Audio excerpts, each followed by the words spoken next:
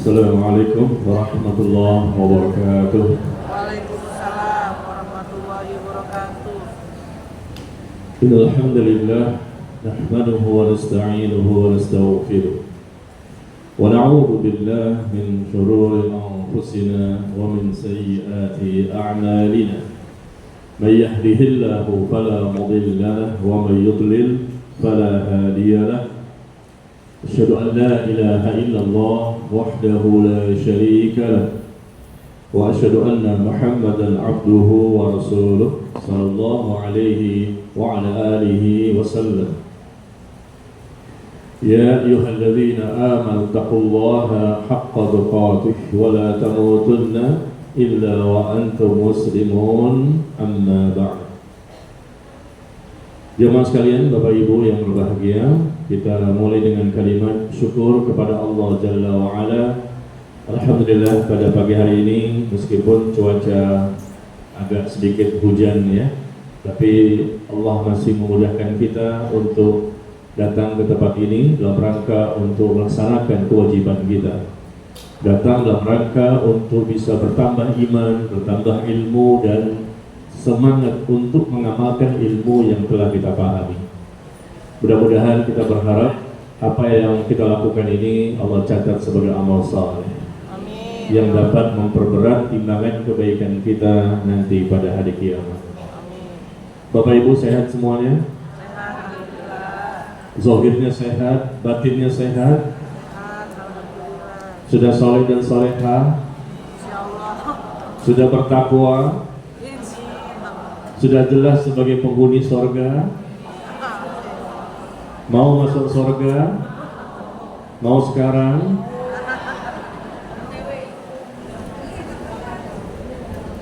Kalau mau sekarang harus mati dulu. Siap untuk mati? Mau masuk sorga tapi nggak siap untuk mati ya. Karena tidak ada informasi langsung dari Allah bahwa kita pasti masuk sorga kalau matinya sekarang. Maka mumpung masih hidup, masih ada ruh di jasad kita, maka marilah kita sama-sama berlomba-lomba, capek, letih, lelah kita selama hidup ini, mumpung ada di sisa-sisa usia. Ya kan? Tinggal sisa-sisa, meskipun usianya 20 tahun, itu sebetulnya sisa-sisa, tidak ada lagi. Tidak ada waktu yang panjang sebetulnya bagi manusia. 20 tahun tinggal sisa usia, apalagi sudah 60. Lebih sedikit lagi jatah kita hidup di dunia ya. Mudah-mudahan kita bisa memanfaatkan semaksimal mungkin waktu ini dan menjadi waktu terbaik kita justru di sisa-sisa waktu yang sisa ini. Amin ya Allah. Baik, kita akan membahas kembali hadis arba'in ya. Pembahasan kitab hadis arba'in yang ke-12.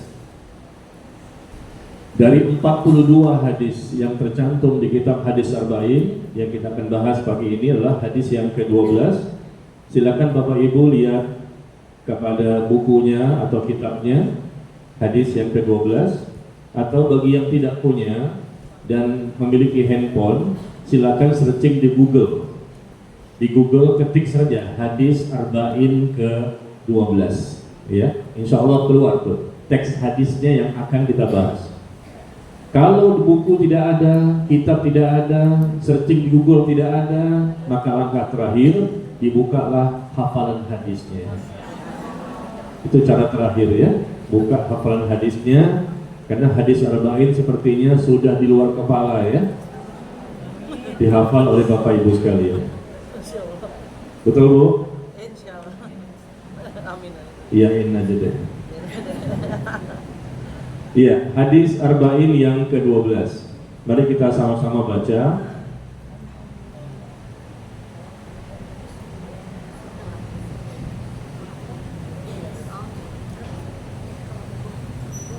Hadis arba'in yang ke-12. An Abi Hurairah radhiyallahu anhu, dari sahabat yang bernama Abu Hurairah. Semoga Allah meridhoinya. Ia berkata bahwa Rasulullah Sallallahu Alaihi Wasallam bersabda, "Min husni Islamil mar'i tarkuhu ma la ya'nihi." Di antara tanda-tanda kebaikan Islam seseorang adalah meninggalkan perkara-perkara yang tidak bermanfaat baginya. Ya, kita ulangi. Di antara tanda-tanda kebaikan Islam seseorang adalah dia meninggalkan perkara-perkara yang tidak bermanfaat untuknya, baik perkara dunia maupun akhirat. Hadis ini dikeluarkan oleh Imam At-Tirmidzi dan Imam Ibnu Majah. Hadisnya sangat pendek ya.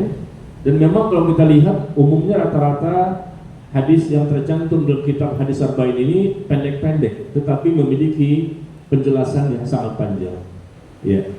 Jadi tanda-tanda kebaikan Islam seseorang, dia pasti meninggalkan sesuatu yang tidak bermanfaat. Subhanallah, yang tidak bermanfaat ya. Apalagi yang haram. Yang tidak bermanfaat saja dia tidak lakukan. Artinya mungkin sia-sia, ya, sia-sia, tidak berguna, tidak bermanfaat, habis waktu begitu saja. Ya meskipun mungkin tidak jatuh kepada perkara haram. Nah, di antara tanda-tanda bagusnya Islam seseorang itu pasti dia meninggalkan sesuatu yang tidak bermanfaat. Yang haram pasti dia tinggalkan. Yang makruh dia tinggalkan. Perkara-perkara yang syubhat ya dia tinggalkan. Bahkan perkara yang mubah boleh ya. Dia pun khawatir kalau melakukan terlalu berlebihan akan jatuh kepada dosa. Maka dia pun berusaha meminimalisirnya. Jangan sampai terlalu berlebihan dalam masalah yang mubah. Itulah tingkat ketakwaan seseorang. Orang yang bertakwa Bapak Ibu adalah orang yang melakukan perintah yang wajib dan melakukan juga ibadah yang sunnah. Orang yang bertakwa itu ya, dia bukan hanya meninggalkan perkara yang haram saja, bahkan juga dia meninggalkan perkara yang makruh, perkara yang syubhat, yang masih belum dia ketahui, masih tersamarkan, ini halal apa haram ya, ini syirik apa tauhid ya, ini sunnah atau bid'ah ya, ini boleh apa enggak ya, maka dia akan tinggalkan itu. Dia tidak berani melakukan sampai dia benar-benar mengetahui bahwa ini boleh. Nah, jadi dia tinggalkan perkara yang haram, perkara yang makruh, perkara yang syubhat, bahkan perkara mubah yang berlebihan pun suka dia tinggalkan karena khawatir jatuh kepada dosa. Ya. Demikian, ini adalah nasihat buat kita semua ya. Coba kita masing-masing evaluasi. Apakah sampai hari ini kita masih melakukan perbuatan yang tidak bermanfaat? Coba bandingkan dengan usia kita. Perbuatan kita yang tidak bermanfaat di masa lalu, Allahu Akbar, banyak sekali yang sia-sia, habis begitu saja. Pagi, siang, sore, malam, pagi, siang, sore, malam, hal sia-sia. Tambahan kebaikan untuk masalah dunia tidak ada, tambahan kebaikan untuk masalah akhirat tidak ada, atau kurang sekali. Nah, mohon maaf, kita tinggal sisa-sisa jatah usia, tinggal sedikit. Saya dan bapak dan ibu ya, umur kita kan rata-rata mungkin 50-an, 60-an, atau bahkan bisa jadi 70-an. Sebetulnya semua berapapun usianya tinggal sisa. Maka diharapkan sisa inilah sisa yang lebih berkualitas, yang lebih baik. Maka kita minta kepada Allah bahwa amal kita yang terbaik adalah amal di waktu sisa-sisa usia ini. Begitu kan? Ya, jadi coba mari kita sama-sama membahasnya. Kita lihat bagaimana penjelasan dari para ulama tentang hadis ini. Berkata Al-Imam Ibnu Rajab rahimahullah dalam kitabnya Jami' Ulum wal Hikam, ketika menjelaskan hadis ini, makna dari meninggalkan perkara yang tidak bermanfaat, di antara tanda-tanda baiknya Islam seseorang, dia meninggalkan perkara yang tidak bermanfaat. Maksudnya kata beliau adalah dia meninggalkan hal yang tidak bermanfaat, baik itu perkataan atau perbuatan. Dari sisi perkataan yang tidak bermanfaat, dia tinggalkan. Dari sisi perbuatan yang tidak bermanfaat, dia tinggalkan. Itu tanda baiknya Islam seseorang. Kelihatan sekali Bapak Ibu, hasil ngajinya itu kelihatan, baik ustadznya atau jamaahnya.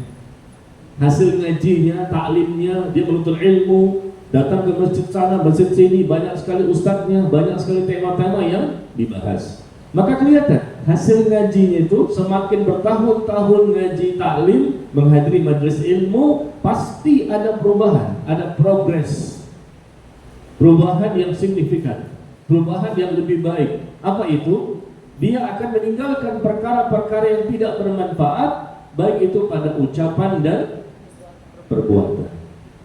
Apakah kita termasuk? Apakah kita termasuk? Sudah lama kita mengaji, taklim, menghadiri majelis ilmu, lalu kemudian kita habiskan waktu juga untuk ini, untuk itu. Ya Allah, berjam-jam, berhari-hari, berminggu-minggu untuk hal yang tidak bermanfaat. Tambahan iman tidak ada, tambahan ilmu tidak ada, tambahan amal pun tidak ada, tambah rasa takut tidak ada kepada Allah. Ya sifatnya tambahan ini namanya barokah. Seharusnya kita ini ya menginginkan hidup kita berkah. Berkah itu artinya ziyadatul khair. Barakah itu artinya bertambah-tambahnya kebaikan, bertambah-tambah kebaikan. Kebaikan dari sisi dunia dan akhirat, bertambah dari sisi iman, ilmu dan amal. Ya, akidahnya semakin baik, ibadah semakin baik, akhlak pun semakin baik. Itu namanya berkah. Ya. Kalau sampai hari ini kita, Bapak Ibu sekalian, artinya kalau sampai hari ini ternyata kita masih menghabiskan waktu untuk hal yang sia-sia, jangankan hal yang sia-sia, yang haram pun masih dikerjakan, berarti itu menunjukkan bahwa keislamannya tidak baik. Dia menjadi seorang muslim, tapi muslim yang tidak baik, karena masih melakukan hal yang tidak bermanfaat. Bahkan bukan lagi yang tidak bermanfaat, yang sia-sia begitu saja habis. Bahkan yang haram pun dia kerjakan. Yang makruh pun makruh tidak haram. Tetapi orang yang level imannya naik ke atas, semakin baik, dia tidak mau melakukan hal yang makruh meskipun itu tidak haram. Yang syubhat yang masih membingungkan pun dia tidak akan lakukan. Jadi begini ya, saya ulang kembali Bapak Ibu. Level pertama, orang itu menjauhi perkara yang haram. Ini level paling bawah nih.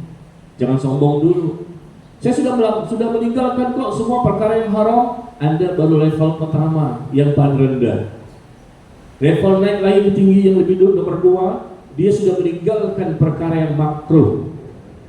Ya, yang haram tinggalkan semua. Lain level lebih tinggi, dia meninggalkan perkara yang makruh. Makruh itu bukan haram, tapi tidak disukai. Kalau ditinggalkan lebih baik, karena dia ingin mendapatkan cinta Allah. Ini level kedua. Level ketiga, naik lagi dia ke tingkat yang lebih tinggi derajatnya, dia meninggalkan perkara yang syubhat. Perkara-perkara yang syubhat yang masih belum dia ketahui benar atau tidaknya, sementara dia pending dan tidak mau dia mengamalkannya. Sampai dia memiliki ilmu tentang perkara tersebut. Jadi sifatnya orang ini berhati-hati sekali. Tidak mau seradak seruduk sembarangan dalam beragama. Betul-betul dia hati-hati, takut jatuh salah dalam dosa. Nah, itu levelnya begitu. Yang keempat, yang tertinggi adalah dia meninggalkan perkara yang mubah. Sifatnya mubah kalau berlebihan. Mubah kan tidak haram, boleh makan, minum dan seterusnya. Tetapi dia meninggalkan perkara mubah yang sifatnya berlebihan karena khawatir jatuh kepada perkara yang haram. Seorang mukmin itu orang yang selalu khawatir dengan dirinya. Khawatir dengan dirinya, selama hidup di dunia tidak pernah merasa aman. Takut menjadi orang yang sesat, takut menjadi orang yang menyimpang, takut menjadi orang yang berdosa. Itu seorang mukmin yang sejati.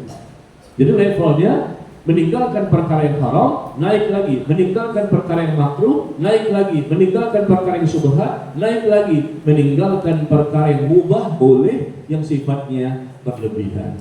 Sekarang saya mau tanya Bapak Ibu di sini ya, Bapak Ibu levelnya yang mana nih? Hah? Levelnya yang keempat ya? Levelnya yang keempat ya? Masya Allah. Ditanya kok diem ya? Aku teriak. Takut riak ya? Level pertama haram sudah ditinggalkan kan? Ya level sini Bapak Ibu kan levelnya tinggi ya. Level kedua naik perkara yang makruh, lewat. Ya. Level ketiga meninggalkan perkara yang syubhat, lewat juga Pak Ustaz. Level terakhir meninggalkan perkara yang mubah, yang berlebihan karena takut jatuh kepada dosa. Jadi saya hari ini berhadapan dengan jamaah yang sudah berada di level yang keempat. Betul? Saya kan bertanya, benar nggak? Kalau benar, kita akhiri pertemuan kita. Ngapain lagi kita ngaji di sini kan? ternyata saya berhadapan levelnya jamaah udah sampai level keempat nih, masya Allah. Ustadznya masih level pertama, meninggalkan yang haram. Ya, subhanallah. Jadi inilah yang mesti kita pahami. Kita berada di mana ini? Ya, kan kita udah lama hidup di muka bumi ini. Kita sudah lama menjadi seorang muslim kan? Dan kita udah lama juga ngaji. Banyak sekali ilmu yang kita sudah ketahui, kita catat, kita dengar, kita lihat. Level kita ada di mana? Yang perkara ibadah wajib sudah kita kerjakan, bahkan ibadah sunnah pun sudah. Lalu perkara yang kedua, perkara haram, kemudian makruh, kemudian syubhat dan mubah yang berlebihan. Levelnya kita di mana? Supaya kita bisa mengetahui tentang hadis yang kita bahas ini, bahwa di antara tanda-tanda bagusnya, baiknya Islam seseorang adalah dia meninggalkan perkara yang tidak bermanfaat untuk dirinya. Kalau kita masih berada di level yang pertama, hanya perkara yang haram saja kita tinggalkan, yang makruh masih, syubhat masih, bahkan yang mubah pun berlebihan. Maaf, berarti Anda bukan muslim yang terbaik. Bukan muslim yang terbaik. Karena disebutkan di hadis, di antara tanda-tanda kebaikan, dia meninggalkan hal yang tidak bermanfaat. Yang tidak bermanfaat itu, ya bukan hanya masalah yang haram saja. Yang makruh pun, ini nggak disukai sebetulnya, ditinggalkan adalah sesuatu yang bisa menimbulkan cinta Allah, dan Rasul pun semakin mencintai umatnya tersebut. Ya, baik. Jadi meninggalkan yang tidak bermanfaat berkaitan dengan perkataan dan perbuatan. Dan begitu juga perkataan dari Imam Ibnu Rajab rahimahullah, mayoritas perkara yang tidak bermanfaat, sebagian besar perkara yang tidak bermanfaat itu muncul dari lisan. Lisan, Pak.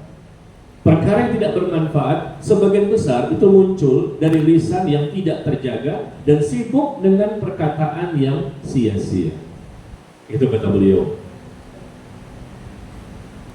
Perkara yang tidak bermanfaat itu banyak, dari ucapan, dari perbuatan. Tapi di antara ucapan dan perbuatan, mana yang lebih banyak? Ternyata ucapan, kata beliau. Sebagian besar sia-sia, tidak bermanfaat dari ucapan, ngomong sana ngomong sini. Meskipun tidak jatuh kepada perkara yang haram, ngerumpi, ya, ngomongin yang hal sifatnya tidak bermanfaat, apalagi jatuh memang kepada ghibah, namimah, membongkar aib, menuduh-nuduh orang lain, mencela orang lain, merendahkan orang lain, menghina orang lain, apalagi sampai ke situ. Nah, itu tanda-tanda, ya, tanda-tanda bahwa dia bukanlah muslim yang baik.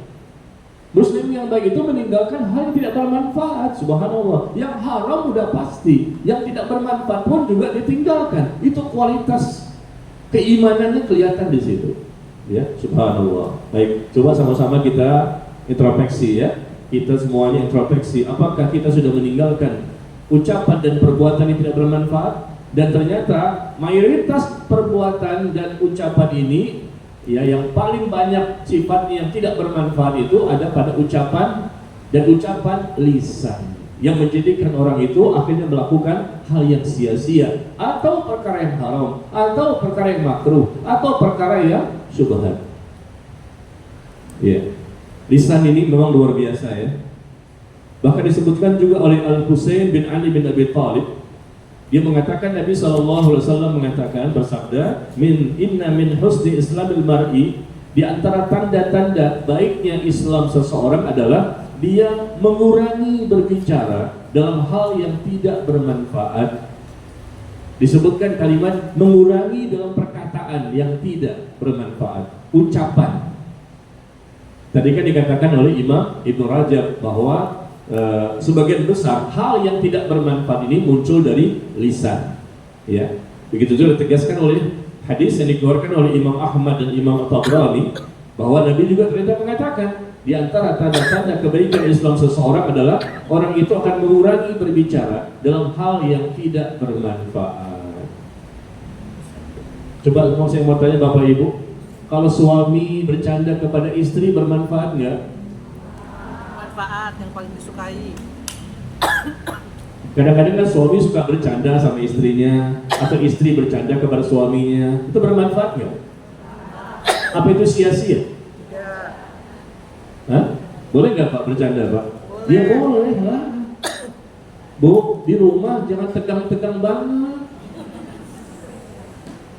Ya santai saja lah. Masa suami ketika bercanda yang bagus sebetulnya. Bercanda itu bagus untuk menumbuhkan perasaan sayang dan cinta supaya romantis, supaya harmonis, supaya semakin mereka mencintai dan menyayangi. Cuma kadang-kadang nih bercanda itu kan bagus jadinya kan, semakin mengikatkan kuatnya hati mereka.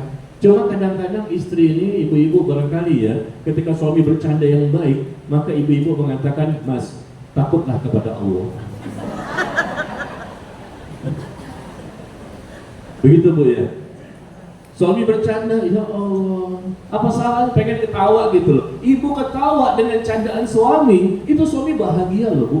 Dia bisa membahagiakan istrinya, istri bisa tertawa. Ibu tahu nggak? Tahu nggak Bu? Apa? Kalau suami bercanda kepada istri dan dia berhasil menjadikan istri tertawa, maka suami itu bahagia. Karena dia berhasil menjadikan istrinya bahagia. Tapi ketika ibu mengatakan, Mas, Allah berfirman, ya Allah. Ketika bercanda ya sekali waktu lah, bukan istiqomah ya, pagi, siang, sore, malam bercanda melulu, tidak kan, sekali waktu gitu loh. Maka ibu pun mengomentari canda suami, ingatlah siksa neraka dan siksa kubur. Kayaknya berat juga nih punya istri seperti ini Pak ya. Tidak bisa bercanda sama sekali di rumahnya. Ya Allah, tegang-tegangan jadinya. Ya. Baik, jadi seperti itu ya, tinggalkan sesuatu. Jika Islam seseorang itu baik, maka sudah barang tentu ia meninggalkan pula yang haram. Pasti itu. Coba kita lihat, kita evaluasi. Perkara yang haram masih ada kita lakukan? Kalau masih, berarti kita belum baik. Sombong banget mengatakan kita baik dari mana? Oh, saya sudah soleh Pak Ustadz, saya sudah soleha. Tahu dari mana? Perkara yang haram masih dikerjakan. Bagaimana bisa dikatakan bertakwa? Yang orang bertakwa itu pasti mereka bisa meminimalisir, memperkecil tingkat dosa kecil. Jangan sombong dulu kita. Orang bertakwa, yang betul-betul bertakwa, nggak mungkin melakukan perkara dosa yang besar. Ada 100 contoh dosa besar. 100 contoh dosa besar, dosa syirik, membunuh, berbohong, ya, korupsi dan lain-lain. Orang bertakwa yang betul-betul bertakwa itu hanya melakukan dosa kecil, dan itu pun dia mampu meminimalisir, mampu memperkecil tingkat dosa kecil. Lama-lama semakin sedikit, semakin sedikit, semakin sedikit dosanya. Siapa contohnya? Siapa contohnya? Yang seperti ini, yang lama-lama semakin sedikit tingkat dosanya. Siapa contohnya? Ya jamaah di sini lah. Masya Allah. Ya Pak ya, harapannya kan begitu. Ya, mudah-mudahan ya. Jadi Islam adalah agama yang hak. Jika Islam seseorang itu baik, maka sudah barang tentu meninggalkan pula perkara yang haram, syubhat, makruh, ya, dan tidak berlebihan dalam hal yang mubah, ya. Kemudian meninggalkan hal yang tidak bermanfaat sebesar ini menunjukkan baiknya seorang muslim itu, karena bagusnya akidahnya, bagusnya ibadahnya, bagusnya akhlaknya, pasti dia meninggalkan hal-hal yang tidak disukai oleh Allah dan Rasul Sallallahu Alaihi Wasallam. Ya. Dan ternyata Allah Tabaraka wa Ta'ala juga menyebutkan dalam Al-Quran tentang sifat orang-orang beriman, orang mukmin sejati. Mereka lah orang-orang yang disebut mukmin sejati yang pasti akan mendapatkan keberuntungan. Allah berfirman di surah Al-Mu'minun. Di surah Al-Mu'minun, surah ke-23, ayat pertama, kedua, dan ketiga.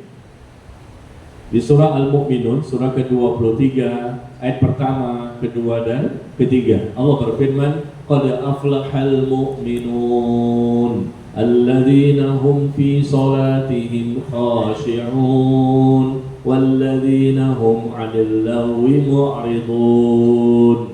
Ya. Allah mengatakan bahwa telah beruntunglah orang-orang yang beriman. Telah beruntung orang-orang beriman. Siapa mereka? Orang yang khusyuk ketika sholat. Sholatnya khusyuk. Ini keberuntungan yang pertama. Ya. Kemudian dia meninggalkan perkataan dan perbuatan yang sia-sia, yang tidak bermanfaat.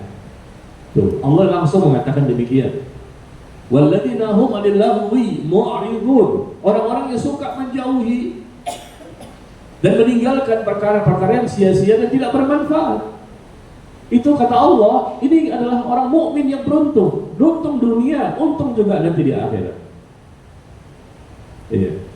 Jadi kalau ada di antara kita ternyata masih melakukan hal-hal yang tidak bermanfaat, ya, nonton TV begitu lamanya, ya, berjam-jam di TV, acara-acaranya pun tidak menambah iman, tidak menambah ilmu, tidak menambah semangat amal. Ini contoh saja ya, mohon maaf, salah satunya adalah nonton TV atau main handphone berlebihan yang sifatnya bukan mubah, bahkan jadi bisa jadi haram, bisa jadi makruh atau syubhat atau mubah yang berlebihan. Maka dipastikan bahwa kita mohon maaf ngajinya belum berhasil.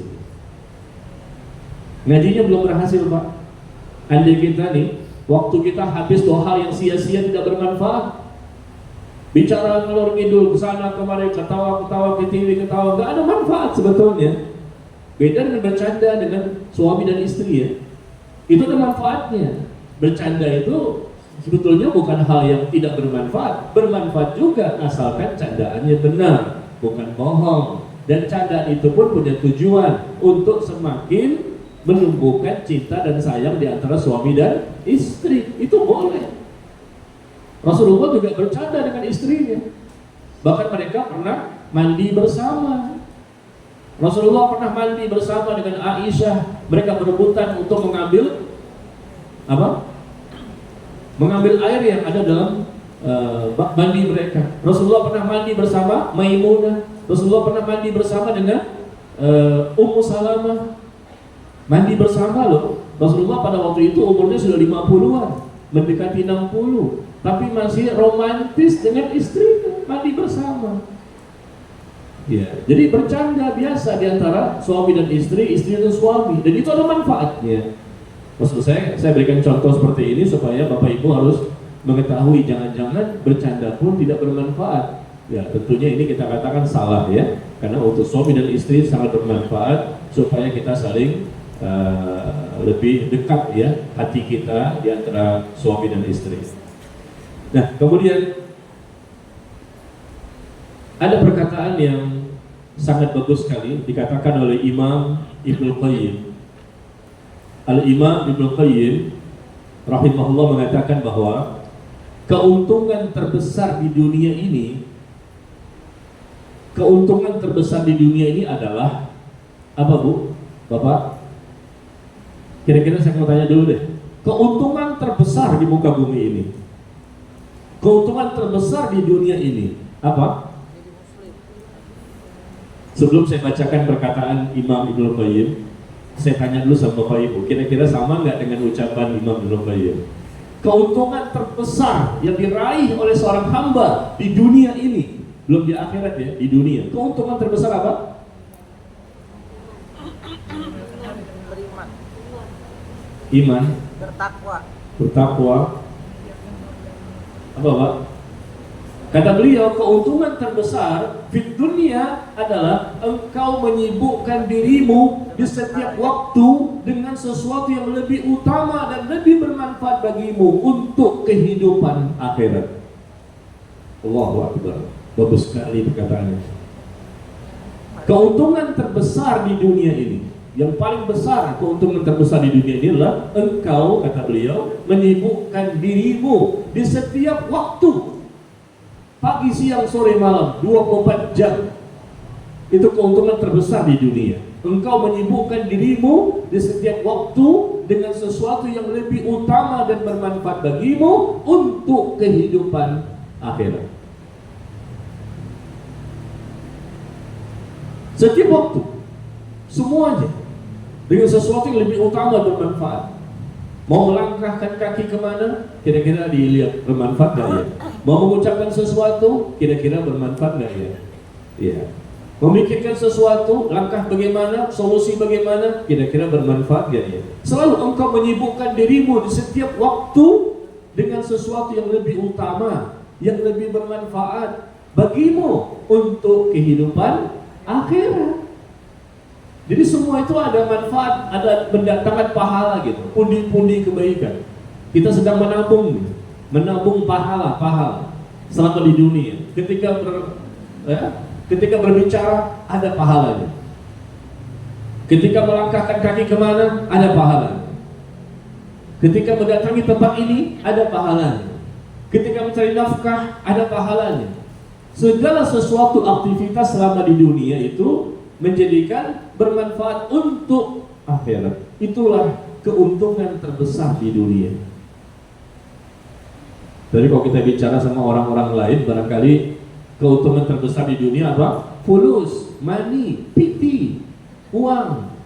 Kan begitu. Orang-orang yang orientasinya dunia dan dunia. Keuntungan terbesar apa? Duit, Pak Ustaz. Nggak ada duit kita nggak bisa hidup. Nggak ada duit kita nggak akan bahagia. Nggak ada duit kita nggak mungkin tenang. Nah itu orientasi dunia. Karena hubbud dunia, cinta dunia berlebihan. Karena dia seorang kafir, dia seorang muslim munafik. Tapi seorang mukmin bertakwa beda, cara pandangnya itu beda. Ya, sebagaimana disebutkan oleh Imam Ibnu Qayyim, cara pandangnya, cara dia menilai dunia itu beda. Keuntungan terbesar yang ada di dunia ini, apa sih untung yang terbesar? Ah, beruntung Anda. Apa itu? Engkau menyibukkan dirimu pada setiap waktu dengan sesuatu yang lebih utama dan lebih bermanfaat bagimu untuk kehidupan akhirat. Itulah keuntungan yang terbesar. Bukan yang berhasil kuliah S1, wah untung kamu ya selesai S1. Saya nggak sampai S1 tuh, sama SMA doang. Nggak masalah.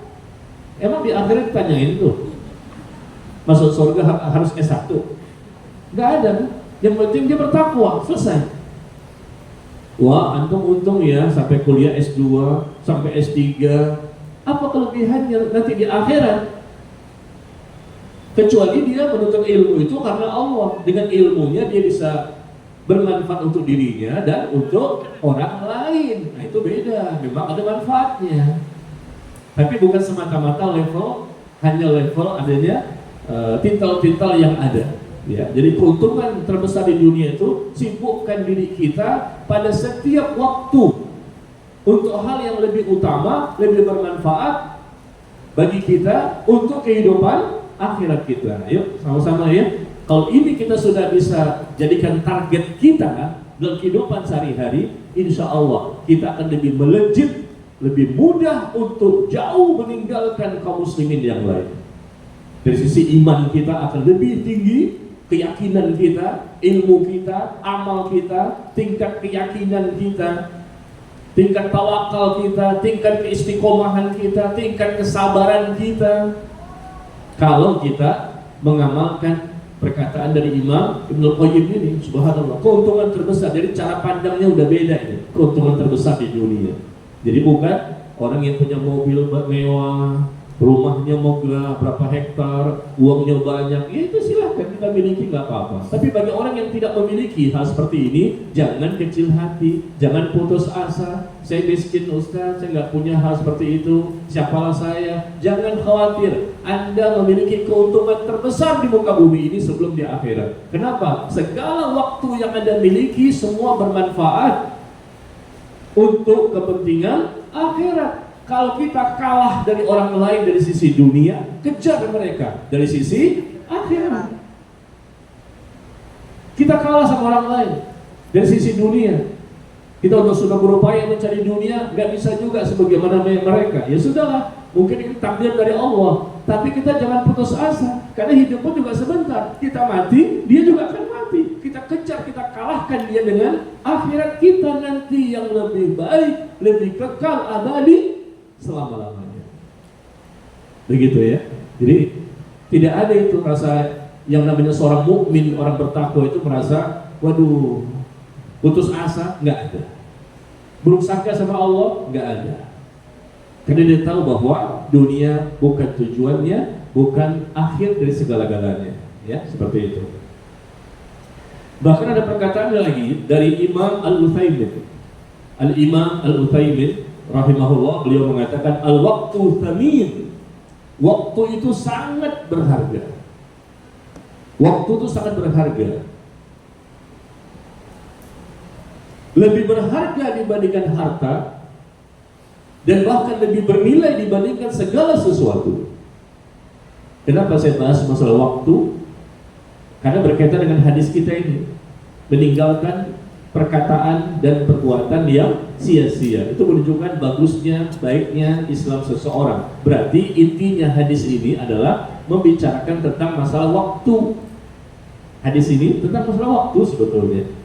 Karena dia tidak mau sembarangan habis begitu saja. Waktunya itu betul-betul dia gunakan untuk hal yang baik. Bu, Bapak, orang mukmin itu orang yang bakhil. Orang mukmin orang yang bakhil dengan waktu, bukan dengan harta. Mereka siap untuk infak sana, infak sini, sedekah sana, sedekah sini. Tapi untuk waktu, semakin ngaji, semakin taklim, semakin banyak menghadiri majelis ilmu, semakin lama dia menghadiri majelis ilmu, kelihatan sekali dia semakin bakhil dengan waktu. Kalau kita sudah ngaji seperti ini, udah taklim, banyak ustadznya, banyak temanya, banyak masjid yang kita hadiri, tapi waktu habis untuk hal yang sia-sia, mencari informasi yang sia-sia, membicarakan yang sia-sia, melakukan yang sia-sia, apalagi haram. Nah, ini menunjukkan bahwa kita masih gagal ngajinya selama ini. Karena seorang mukmin yang sejati, dia bertakwa, dia soleh dan soleha, hasil dari dia berusaha untuk memperbaiki dirinya, hasil dari ngajinya, hasil dari ibadahnya adalah dia semakin bakhil, kedekut, korek, medit, kikir, bakhil dengan waktu. Siapa pelakunya? Siapa yang bisa melakukan ini? Ya jamaah di sini. Amin. Betul, Bu? Amin. Pak? Amin. Bapak Ibu sudah memaksimalkan waktu? Insyaallah. Sudah memaksimalkan waktu yang ada di dunia sebagai keuntungan kita yang terbesar ini. Lebih berharga waktu itu dibandingkan harta, lebih bernilai dibandingkan segala sesuatu yang ada. Mobil itu gak ada artinya dengan waktu. Waktu terus berjalan ini, per detik, per detik, per detik, per detik, per detik. Lama-lama kita meninggalkan dunia. Mobil memang kita bawa ke alam kubur? Tidak. Ke kuburan juga tidak. Sebagus apapun yang kita bawa cuma kain kafan. Dan yang menyelamatkan kita di sana, dapatnya husnul khotimah, dapat nikmat kubur, dimudahkan setelah dibangkitkan di padang mahsyar, dimudahkan proses-proses semuanya sampai ujungnya surga, karena dia bisa memanfaatkan waktu. Intinya itu. Ya. Sekali lagi kita bacakan perkataan dari Imam Al-Utsaimin rahimahullah, al-waqtu tsamin. Waktu itu sangat berharga, lebih berharga dibandingkan harta, bahkan lebih bernilai daripada segala sesuatu. Setiap waktu yang telah engkau jalani untuk ketaatan, ya, setiap waktu yang telah engkau jalani untuk selain ketaatan kepada Allah, waktu dijalani untuk selain ketaatan kepada Allah, maka itu adalah kerugian. Ya, itu adalah kerugian yang nyata. Setiap waktu yang dijalani dalam rangka ya untuk selain Allah, bukan untuk ketaatan kepada Allah, berarti bermaksiat, maka dipastikan ini adalah kerugian yang nyata. Ya, para ulama itu menjelaskan kepada kita, Bu, karena mereka orang yang terbaik di muka bumi ini saat ini. Yang paling terbaik imannya, ilmunya, amalnya siapa? Ulama. Nah, ini perkataan ulama kita nukil. Ulama terdahulu maupun ulama di zaman sekarang. Mereka orang-orang yang sudah berhasil ini memanfaatkan waktu. Tanda-tanda kebaikan Islam seseorang adalah dia meninggalkan perkataan dan perbuatan yang sia-sia, dan itu sudah diamalkan oleh para ulama, dan kita bukan ulama. Masih jauh perjalanan. Ulama itu samudra ilmu, samudra amal. Tingkat akidah dan keyakinan mereka luar biasa. Ya. Baik, jadi intinya pembicaraan kita adalah masalah waktu. Meskipun barangkali kita hari ini baru bertaubat, Ya, barangkali seperti itu. Di antara kita baru berhijrah, baru bertaubat, baru berubah, baru ngaji Pak Ustadz. Ya sudahlah, belum banyak mungkin perubahan-perubahan. Segera meninggalkan hal-hal yang mesti ditinggalkan. Segera kita menjadi lebih baik. Meskipun baru setahun yang lalu, baru 6 bulan yang lalu, baru kemarin Pak Ustadz saya bertaubat. Ya sudah, kita kejar nih, mengejar ketertinggalan kita. Berarti banyak sekali di masa-masa lalu ternyata bukan lagi banyak hal yang tidak bermanfaat, tapi bahkan bisa jadi yang haram. Ya, demikian. Jadi mengejar ketertinggalan kita dengan perbuatan atau ucapan di masa lalu yang tidak bermanfaat. Coba kita lihat ya, orang-orang yang melakukan hal yang perbuatan sia-sia, mubazir, hari-harinya penuh dengan hal-hal yang sifatnya dosa dan kemaksiatan, dia akan merugi dan dia ingin dikembalikan ke alam dunia. Kalau kita masih hidup di dunia ini belum berasa mungkin ya, waktu itu berharga. Tapi ketika kita sudah berada di alam yang lain Bapak Ibu, kita sudah berada di alam kubur, kita sudah berada nanti di alam sana, sudah meninggal dunia, baru kita akan berasa waktu itu sangat berharga. Kenapa? Karena kita ingin mengejar ketertinggalan kita ingin selamat di sana. Di sana tidak bisa lagi beramal soleh. Yang sudah mendapatkan siksa kubur ingin dikembalikan ke alam dunia. Yang sudah mendapatkan nikmat kubur itu pun juga kepengen dikembalikan ke alam dunia. Ngapain? Ingin bisa bertaubat dan beramal saleh. Bisa gak kembali ke dunia? Gak bisa. Di dunia kan kita berleha-leha nih, bermain-main, ya, berleha-leha, ya, habis waktu hal yang sifatnya sia-sia. Ayo main bola, ayo main apa lagi Bu? Biasanya? Badminton. Kalau main bola, boleh nggak sih main bola? Boleh. Iya. Tapi coba lihat semangatnya untuk bermain bola atau nonton bola, jam 1 bisa bangun, jam 2 bisa bangun, pertandingan sepak bola nih, final Piala Dunia. Bisa bangun dia. Ada nggak bermanfaat? Setelah nonton bola nih 2 jam, tambahlah imannya. Setelah nonton bola 2 jam nih, bertambah keyakinan dan semakin banyak ibadah ke akhirat. Adakah begitu? Nggak ada. Tapi kok bisa semangat? Ini kan hal yang sia-sia sebetulnya. Dari situ kita bisa mengetahui iman seseorang, Islam seseorang. Ada ikhwan yang saya ajak ngaji. Yuk ngaji yuk, karena saya ada kajian di dekat rumah dia. Ayo kita ngaji. Pas memang kajiannya malam, Ba'da Isya. Wah, Anda nggak bisa Ustaz, ngantuk kalau malam itu. Ngantuk, capek juga kan, udah seharian bekerja. Ya mungkin nggak bisa seminggu sekali, 2 minggu sekali deh atau ngaji. Karena ngaji itu hukumnya wajib, taklim itu menghadiri majelis ilmu. Menuntut ilmu adalah kewajiban bagi setiap muslim. Ya. Kita kan mengingatkan, karena ketemu di masjid, kita tahu dia nggak ngaji kemana-mana ini. Ayo ngajilah, nggak bisa Ustaz. Memang di dekat rumah itu acaranya malam kajiannya, nggak bisa, ngantuk Ustaz. Ya sudahlah, 2 minggu sekali nggak bisa, sebulan sekali nggak bisa. Oh ya sudah, saya cuma menyampaikan saja. Ternyata kemarin ada pertandingan sepak bola. Dia cerita kepada saya, nah senjata saya. Dia cerita, wah tadi malam itu menang si ini, berapa golnya, berapa, siapa pemainnya. Saya tanya, jam berapa itu? Acaranya di TV. Jam 2 Pak Ustaz. Antum bangun? Bangun. Oh langsung skakmat Bu. Langsung keluar. Oh jadi antum bisa bangun, nggak ngantuk antum? Ya, kenapa ngajak ngaji ngantuk? Katanya capek. Bangun malam bisa, nunggu bahkan nggak tidur sampai jam 1 nungguin. Kenapa? Takutnya kalau tidur 14 sampai nggak tidur. Nungguin itu jam 1 supaya nggak kelewatan. Karena takutnya dia kalau dia tidur kelewatan, akhirnya menyesal gitu. Aduh, kayaknya menangis gitu. Ya, kenapa tadi malam tidak berhasil untuk menonton pertandingan sepak bola? Akhirnya dia nggak tidur tuh, nunggu. Dia cerita, awalnya kan saya kan nggak tahu, karena dia cerita, wah langsung senjata saya keluar. Antum bisa nonton bola ya? Iya Pak Ustaz. Kenapa antum tidak bisa ngaji? Katanya ngantuk, katanya capek.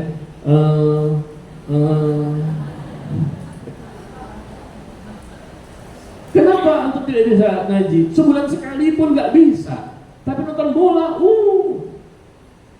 jangankan bermain, nonton saja itu dibela-belain. Besoknya kan masih ngantuk kan dia, tapi dia bela-belain. Ini kapan lagi? Mumpung ini kesempatan. Beberapa pertandingan jangan sampai terlewatkan. Lah, ini kan masalah dunia. Tambahan iman nggak ada, tambahan ilmu nggak ada, tambahan amal untuk pundi-pundi kebahagiaan untuk akhirat nggak ada. Subhanallah ya, orang rela untuk bercapek-capek, letih lelah untuk sifatnya yang tidak bermanfaat. Meskipun mungkin tidak ada perkara haram di situ ya. Nonton saja kan, mungkin nggak ada perkara yang haram, cuma untuk liatin bola saja, bola kemana gitu. Nggak melihat yang haram mungkin ya, tidak mendengar yang haram mungkin ya. Tapi kan sia-sia. Untuk akhiratnya ada nggak di situ? Tidak ada. Tapi yang jelas-jelas untuk akhirat tidak mau datang. Ini kejadian yang banyak dilakukan oleh kaum muslimin. Susah untuk datang ngaji itu. Dan kalaupun ngaji, datangnya telat. Nggak nyindir ya, cuma nyinggung. Kalaupun ngaji suka telat. Kalaupun tidak telat, cari dinding, cari tiang, supaya bisa baca Bismillahirrahmanirrahim amun wa ahya, supaya bisa kakinya selonjoran. Kok Ustaz tahu sih? Kelihatan. Ustaz selesai kajian Subhanakallahumma bihamdika, seterusnya dia bangun juga Alhamdulillahilladzi ahyana ba'da ma amatana wa ilaihi nusyur. Datang ngaji. Tapi seperti itu. Barokah enggak nih? Barokah enggak ngajinya? Subhanallah. Apa yang dia dengarkan?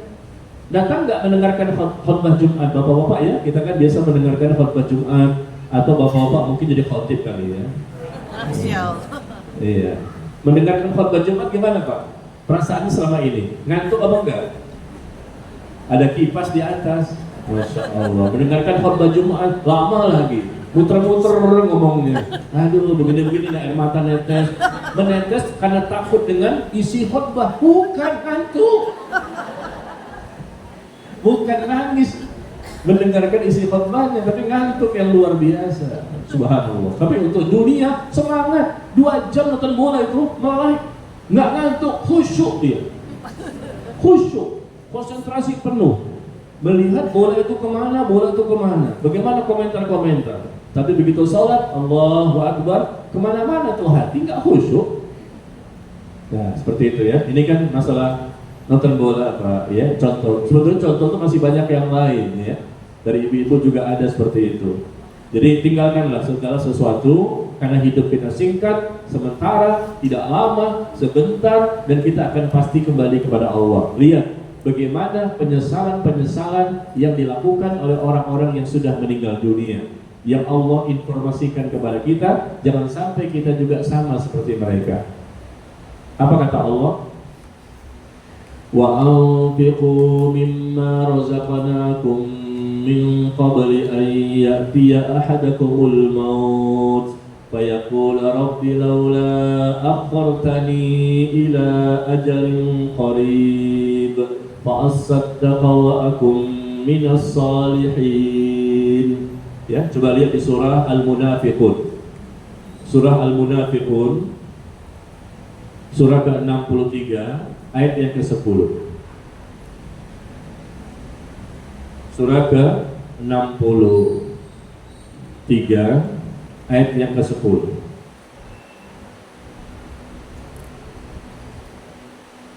Allah menjelaskan tentang penyesalan yang dilakukan oleh orang-orang yang sudah berada di alam kubur. Selama di dunia tidak memanfaatkan waktunya untuk hal yang bermanfaat, habis untuk hal yang sia-sia, bermain-main, lalai, ya, tidak ada faedahnya untuk dunia dan akhiratnya. Lalu mereka menyesal ketika sudah berada di alam yang lain. Apa kata Allah? Dan infakkanlah sebagian dari apa yang telah kami berikan kepadamu. Infakkan, infak sebelum datang kematian. sebelum datang kematian kepada salah seorang di antara kalian, lalu dia menyesali dengan berkata, wahai Tuhanku, sekiranya engkau berkenan menunda kematianku sebentar saja, niscaya aku pun akan dapat bersedekah dan aku termasuk orang-orang yang saleh. Sudah mati baru ngomong kayak begini. Menyesal kan? Kenapa? Waktunya habis. Tanda-tanda bagusnya Islam seseorang itu dia memanfaatkan waktunya untuk hal yang betul-betul bermanfaat untuk kemaslahatan dirinya, dunia dan akhiratnya. Bahkan dikatakan oleh Imam Ibnu Qayyim tadi, keuntungan terbesar di dunia adalah disibukkan dirinya semua setiap waktu yang ada itu untuk manfaat di akhirat nanti. Karena hidup kita tidak lama, berapapun usianya tetap tidak lama. Maka di sini Allah jelaskan, infakkan, salah satu ibadah ya, infak yang disesali oleh orang yang sudah mati. Baru dia ngomong, wahai Tuhanku, sekiranya engkau berkenan menunda kematianku sebentar saja, sedikit lagi, supaya nanti ya aku bisa bersedekah dan termasuk orang yang saleh. Disebutkan kalimat sedekah karena Allah itu menyukai orang-orang yang bersedekah, dan dengan bersedekah juga menjadi sebab orang itu terhindar dari siksa kubur. Inna sadaqah la turfi'u an ahliha harwal kubur, kata Rasulullah sallallahu alaihi wasallam. Sesungguhnya sedekah itu, bersedekah, berinfak itu dapat memadamkan api siksaan di alam kubur bagi orang yang melakukannya. Akan memadamkan siksa kubur, akan memadamkan siksa kubur bagi orang yang melakukan sedekah dengan ikhlas, dengan harta yang halal dan diberikan kepada orang yang berhak untuk menerimanya. Yuk sama-sama ya. Ini Allah mencontohkan sedekah dan ibadah yang paling banyak yang Allah sebutkan dalam Al-Quran, Bapak. Ibadah yang paling banyak diulang-ulang oleh Allah itu sholat dan sedekah. Ibadah itu banyak, yang wajib maupun yang sunnah. Tapi kalau kita baca dalam Al-Quran dari Al-Fatihah sampai An-Nas, ibadah yang paling banyak diulang-ulang sedekah, sholat, sedekah, sholat, sedekah, atau infak bahasanya. Ya, yang wajib maupun yang sunnah. Yang wajib apa namanya? Zakat. Sedekah yang wajib namanya zakat. Ya, adapun yang sunnah bisa kita lakukan kapan saja. Dan ternyata keinginan mereka adalah ingin kembali ke dunia untuk bisa bersedekah, karena mereka lihat di sana balasan dari Allah itu luar biasa bagi orang yang suka bersedekah, berinfak. Dan ciri khas orang bertakwa adalah mereka orang yang banyak bersedekah dan berinfak. Coba lihat di surah Ali Imran.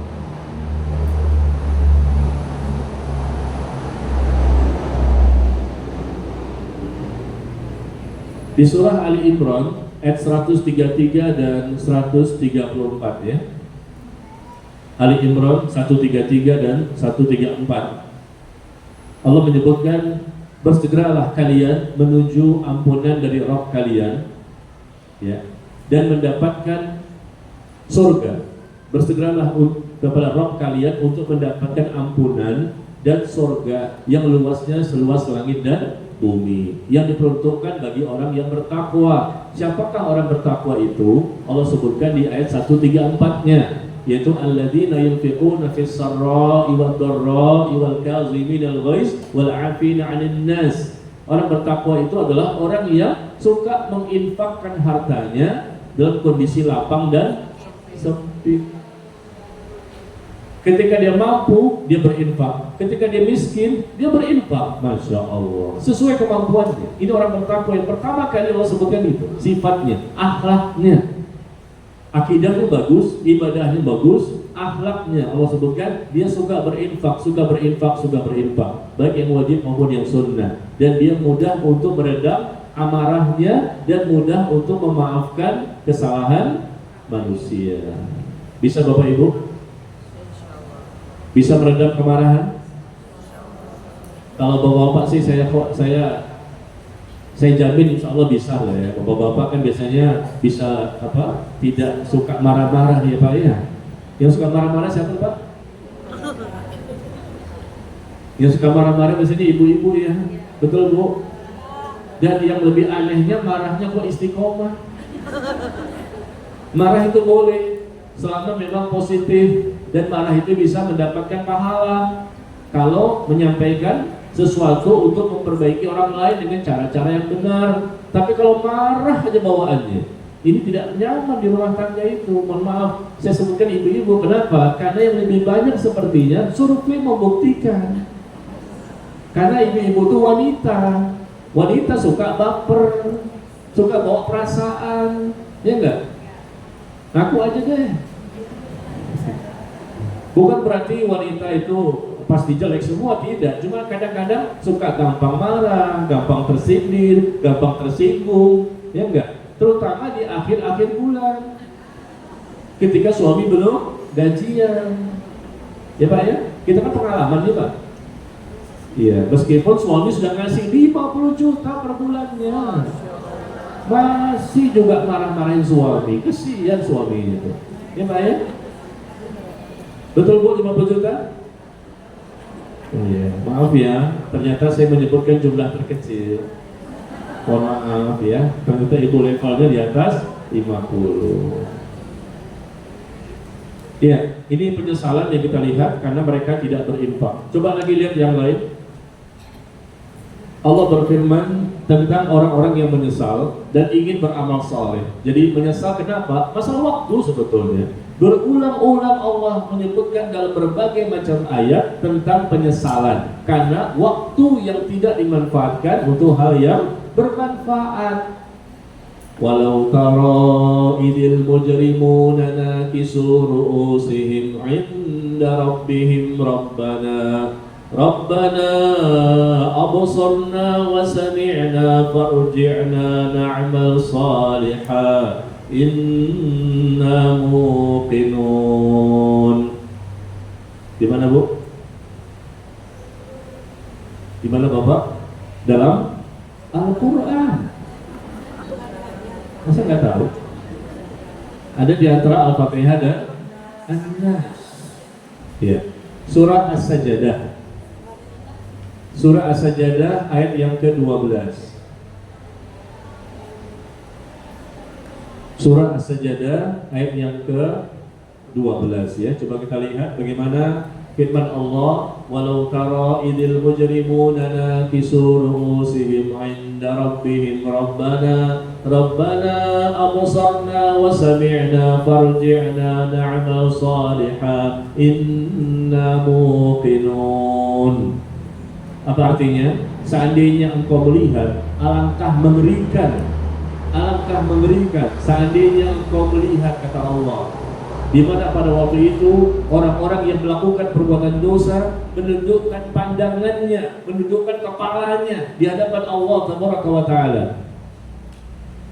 Di akhirat nanti terjadi seperti ini. Orang-orang yang banyak melakukan dosa dari orang kafir maupun orang munafik, ya, mereka menundukkan kepalanya. Alangkah mengerikan dan menakutkan pada waktu itu. Andai kata kamu melihat bagaimana mereka menundukkan kepalanya, lalu mereka berkata kepada Allah, Rabbana absarna wa sami'na farji'na na'mal salihan inna muqinun. Wahai Tuhan kami sudah melihat, kami sudah mendengar, sudah berada di sana baru ngomong seperti ini. Kami sudah melihat kenyataan, bukti-bukti ayat Al-Quran dan hadis terbukti semua terjadi di akhirat. Kami sudah melihat, kami sudah mendengar, maka kembalikan kami ke alam dunia. Kembalikan kembali. Padahal dunia udah gak ada lagi. Dunia sudah dihancurkan semuanya dengan terjadinya hari kiamat. Allah ganti dengan langit yang baru, dengan bumi yang baru. Coba, ada hadiah nggak sih? Ada ya.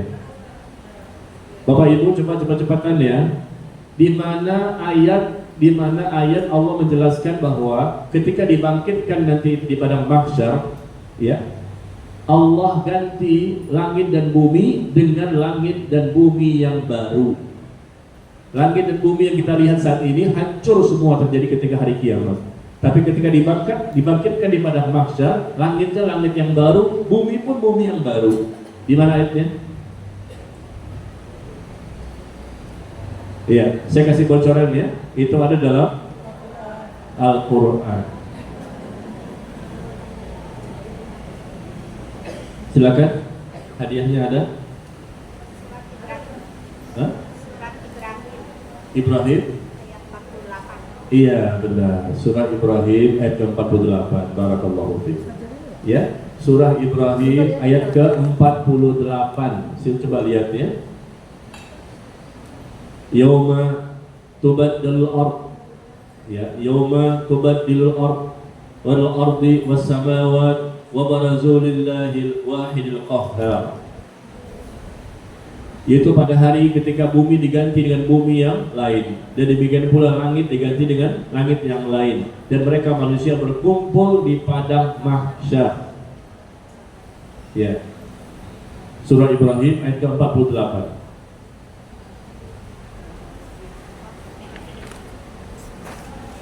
Ya. Kita kembali kepada surah As-Sajdah tadi ya, bahwa mereka minta dikembalikan ke alam dunia untuk apa? Untuk bisa beramal saleh.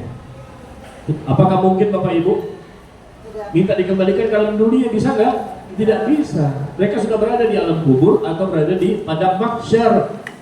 Kenapa mereka minta dikembalikan? Mereka adalah orang-orang yang ingin memanfaatkan waktu yang ada supaya mereka bisa bertobat dan mereka bisa beramal saleh. Tapi udah nggak bisa lagi, gimana? Waktunya udah habis. Ya, jadi tema kita pada pagi hari ini adalah sebetulnya masalah waktu yang kita tekankan. Karena orang-orang yang disebutkan bagus Islamnya adalah mereka yang meninggalkan perkataan dan perbuatan yang sia-sia. Waktu demi waktu, detik, menit, jam, hari, minggu, bulan, tahun, mereka selalu manfaatkan untuk hal yang baik. Inilah pertanda bagusnya Islam seseorang. Satu lagi ya. Satu lagi, coba Bapak Ibu siapa yang cepat nih ngasih tahu saya di mana posisi ayatnya, hadiahnya ada. Tentang masalah waktu juga, di mana orang-orang ini menyesali setelah terjadinya kematian baru nyesal karena mereka selama di dunia tidak memanfaatkan waktu dengan sebaik-baiknya. Akhirnya di sana mereka mendapatkan siksa kubur. Ya. Atau orang yang beramal soleh luar biasa, mereka mendapatkan nikmat kubur pun, yang sudah mendapatkan nikmat kubur pun menyesali. Kenapa menyesal? Coba dulu lebih banyak lagi ya, coba dulu lebih baik lagi ya, coba dulu lebih sungguh-sungguh lagi ya. Karena mereka sudah mendapatkan nikmat kubur, menyesal. Bagaimana yang siksa kubur? Hatta idza hadara ahadahumul maut qala rabbirji'un la'alli a'malu salihan fima taraktu kalla innaha kalimatun huwa qailuha wa min waraihim barzakhun ila yaumi yub'atsun. Sehingga ketika datang kematian kepada salah seorang di antara mereka, maka mereka mengatakan, wahai Tuhanku, kembalikan aku ke alam dunia ya Allah. Ketika datang kematian sudah, mereka minta dikembalikan ke alam dunia. Kembalikanlah kami ke alam dunia ya Allah. Rabbirji'un la'alli a'malu salihan fima taraktu, agar aku bisa mengejar ketertinggalan ibadah-ibadah yang selama ini aku tinggalkan, dan akan aku bisa menjadi orang yang saleh.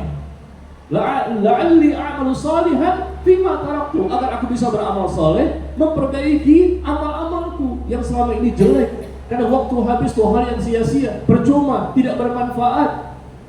Apakah diizinkan? Udah mati baru ngomong.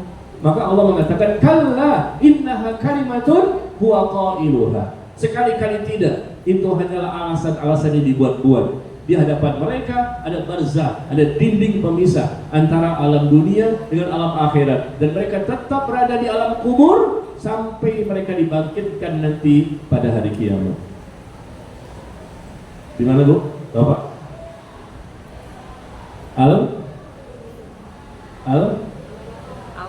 Al-Baqarah, Al-Fatir, Al-Quran, iya Al-Quran.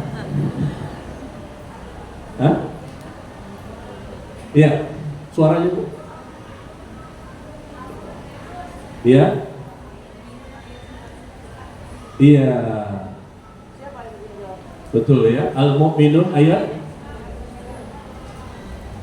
99 dan 100. Belakang itu, Bu.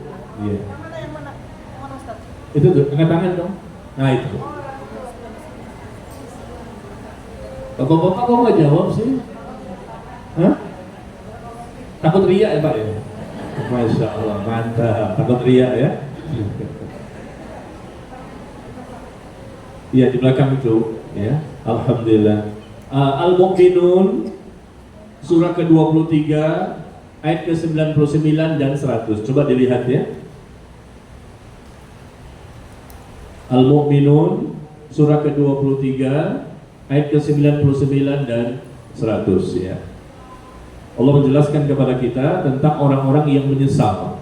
Berkali-kali ayat itu diulang-ulang, penyesalan karena mereka melakukan hal yang tidak bermanfaat atau mungkin haram, mungkin juga ya tidak melakukan ketaatan kepada Allah. Ya, banyak sekali hal-hal yang sifatnya lalai, bermain-main. Padahal tujuan kita di dunia ini diciptakan dalam rangka untuk beribadah, bukan untuk main-main. Tujuan kita diciptakan dalam rangka untuk beribadah. Afa hasibtum annama khalaqnakum abatha wa annakum ilaina la turja'un? Apakah kamu mengira kamu dibiarkan begitu saja? Dan kamu mengira kamu tidak akan dikembalikan kepada kami? Apa hasibtum annama khalaqnakum abatha wa annakum ilaina la turja'un? Apakah kamu mengira bahwa kamu dibiarkan begitu saja tanpa diminta pertanggungjawaban? Dibiarkan saja untuk bermain-main, lalai, sia-sia, tidak bermanfaat, sedangkan kamu akan dikembalikan kepada kami. Subhanallah ya. Allah mengingatkan begitu banyak tentang waktu dan waktu. Inilah yang menyebabkan kebinasaan manusia. Manusia binasa, hancur, mereka mendapatkan siksa, azab, hukuman, balasan keburukan. Apa sih sebabnya? Tidak memanfaatkan waktu untuk hal yang lebih baik, ya. Ya, saya rasa sampai di sini karena sudah masuk pertanyaan-pertanyaan cukup banyak ya. Kita masuk saja kepada sesi soal jawab. Sebetulnya ada ayat-ayat yang lain ya. Ada juga hadis-hadis yang lain, tapi cukuplah sampai di sini penjelasannya. Insya Allah kita bisa memahami sebetulnya, tinggal bagaimana kita mengamalkan apa yang telah kita bahas.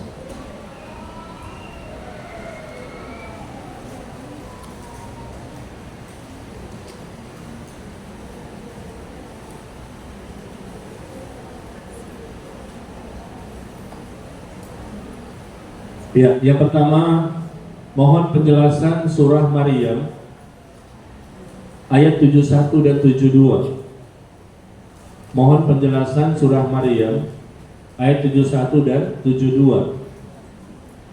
Apakah seorang muslim sudah pasti akan mencicipi neraka dulu sebelum ke surga? Ana khawatir dan takut.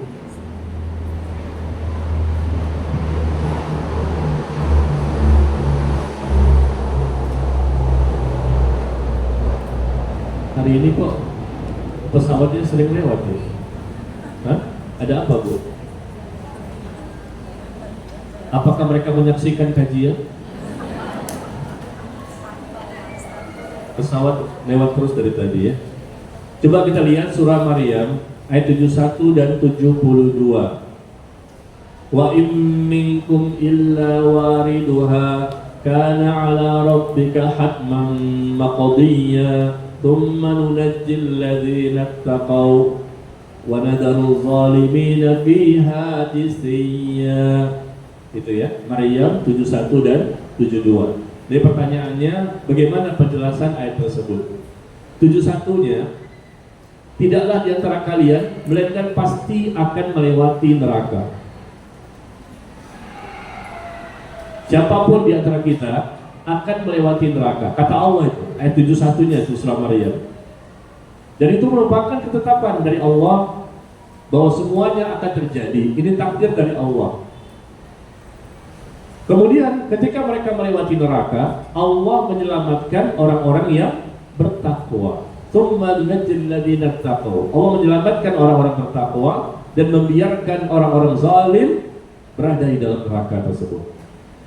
Nah, kalimatnya kan wa in minkum illa wariduha. Ini jadi orang takut. para sahabat khawatir, orang-orang soleh dan soleha juga takut. Tidak satu pun di antara kalian melainkan pasti akan melewati neraka. Berarti gimana nih Pak Ustaz? Apa kita masuk neraka dulu, baru kita ke surga? Nah, kalau kita baca terjemahannya mungkin begitu, tapi begitu kita baca tafsirnya baru kita paham. Ternyata tafsirnya adalah disebutkan oleh para ulama, yaitu seseorang ketika melewati sirat. Maknanya itu, ketika melewati sirat, jembatan yang terbentang di atas neraka Jahanam, yang lebih tajam dibandingkan pedang dan lebih halus dibandingkan rambut. Iya.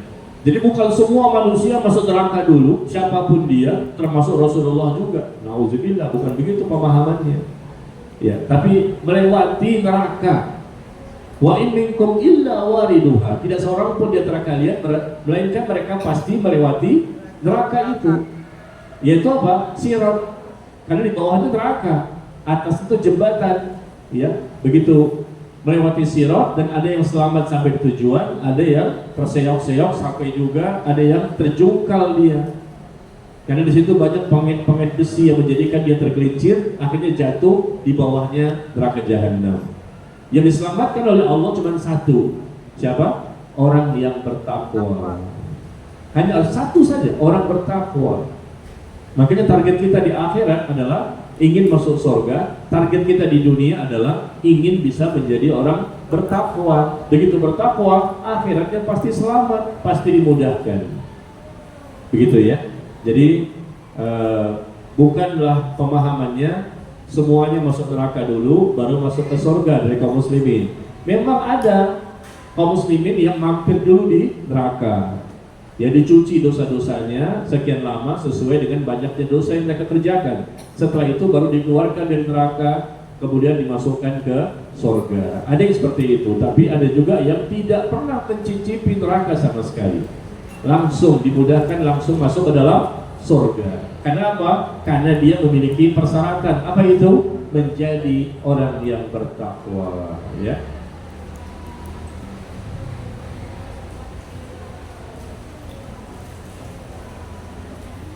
Kemudian apakah benar Pak Ustaz, seseorang sulit untuk menghafal surah Al-Quran karena dosanya begitu banyak? Bisa jadi banget. Susah menghafal Al-Quran karena dosanya begitu banyak. Apakah itu bisa menjadi penyebab? Iya. Salah satu penyebab kita susah untuk menghafal Al-Quran karena kita banyak dosa. Salah satu ya, bukan satu-satunya. Salah satunya itu, karena banyaknya dosa, kemudian tidak mau bertaubat. Susah untuk menghafal, susah untuk lengket di hati kita. Mampunya orang untuk menghafal karena Allah yang menjadikannya, bukan karena dia yang hebat. Satu pun manusia nggak bisa menghafal Quran tanpa bantuan dari Allah. Dan Allah menjadikan dia mampu menghafal dengan izin Allah karena Allah melihat dia ada usaha untuk bisa menghafal. Ada 20 kiat mudah untuk bisa menghafal Al-Quran. Ya, tapi mungkin nggak bisa kita bahas di waktu ini kan ya, karena waktu kita terbatas. Sebetulnya ada 20 cara mudah untuk bisa menghafal Al-Quran. Kalau kita mau, yang penting ada niat, ada keinginan, ada tekad, ada semangat untuk bisa menghafal Quran, insya Allah bisa. Nih, saya punya di handphone saya nih Bu, Telegram. nenek-nenek asal Palestina, umurnya 74, berhasil menghatamkan hafalan Qurannya di usia 74. Dia mulai menghafal Quran di usia 55 tahun. Ketika usia 55, dia mulai menghafal Quran dikit-dikit ya sesuai kemampuan. Ada yang 2 tahun selesai 30 juz, ada yang setahun selesai 30 juz. Tapi dia mulai menghafal di usia 55 dan selesai 30 juz, baca sekali duduk, selesai semua 30 juz di usia 74. Ini Bisa di-share. gambarnya ini, foto si nenek itu. Nggak kelihatan deh? Nanti di-share ke saya Ya aja. udah pastilah. Wanita, nenek-nenek 74 Bu, wajahnya bercahaya. Orang Palestina, orang Arab, 55 dia mulai menghafal, 74 hafal semuanya. Lama dia berusaha, hampir 20 tahun dia berusaha, tapi bisa. Ada orang lain 5 tahun bisa, ada yang 3 tahun, ada yang 10 tahun. Ini berapa? 55 sampai 74? 19 tahun. Asal Palestina ini, subhanallah. Dia bisa menghafal Quran. Pas 74 dia setor hafalannya. 30 juz itu dia setor semua. Di usia 74 dia setor. Dari Al-Fatihah sampai An-Nas. Dan bisa sekali duduk. Sekali duduk selesai Al-Baqarah, terus Ali Imran, terus subhanallah. Dan akhirnya dia dikerubuti sama cucu-cucunya, sama anak-anak, dicium tangan, dipeluk, sama mereka menangis dan memberikan hadiah kepada nenek itu. Ya, saya punya videonya. Ya, ini baru terjadi di Palestina. Subhanallah, kita yang masih muda kalah. Ya, ibu-ibu di sini kan masih ya 30 kali 2 kali 3. Ya, jadi Masya Allah, saya begitu melihat ini langsung saya save, saya simpan di handphone saya, ya, untuk memotivasi kita gitu. Karena saya kan belum 74 Bu, masih 25 plus, ya kan? Nah, plusnya itu yang berapa? Ya, subhanallah, 74. Berjuangnya dia itu berusaha dari umur 55 disebutkan di sini. Ada fotonya, ada videonya. 55 dia berjuang sampai 74 semuanya bisa dihafal. Jadi intinya apa? Allah melihat usaha seseorang ketika dia punya niat, tekad, dan keinginan yang kuat, Allah jadikan mampu dia menghafal Quran dengan baik, ya. Tapi kalau dia banyak dosa atau mungkin penghalang-penghalang yang lain, ya otomatis nggak bisa. Kemudian musik itu haram Pak Ustadz. Bagaimana dengan syair? Namun syairnya bukan tentang Allah atau sunnah atau yang tentang Islam. Syair itu boleh, bersyair ya, tidak pakai alat musik. Bersyair itu ya bersenandung, dan itu merupakan budaya atau tradisi orang-orang Arab. Kayak kita di sini kayak peribahasa, pepatah atau apa Bu namanya? Puisi lah ya, berpuisi, pepatah, peribahasa. Di sana mereka pakai syair, ya. Dan syair itu dihafal, ribuan syair mereka bisa menghafal karena mereka sudah terbiasa menghafal. Jadi syair itu boleh meskipun bukan berkaitan dengan agama, ya. Yang penting jangan terlalu berlebihan. Karena yang kita fokuskan itu bukan syairnya, tapi Al-Qur'annya yang kita sering ulang-ulang. Syair itu sekali-sekali saja untuk menghilangkan kejenuhan, untuk menghilangkan kepenatan, untuk refreshing, ya, untuk memberikan semangat berjuang. Boleh bersyair tanpa alat musik, bersenandung, ya. Bagaimana sikap seorang istri yang diusir oleh mertuanya karena cemburu dan terlalu ikut campur, dan mertua suruh anaknya menceraikan istrinya? Apakah seorang istri harus menurutinya?